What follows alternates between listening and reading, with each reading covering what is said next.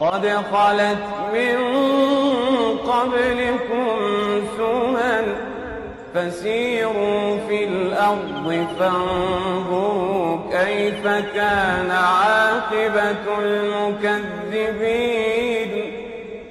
هذا بيان للناس وهدى وموعظة للمتقين. ولا تهنوا ولا تحزنوا وأنتم الأعلون إن كنتم مؤمنين.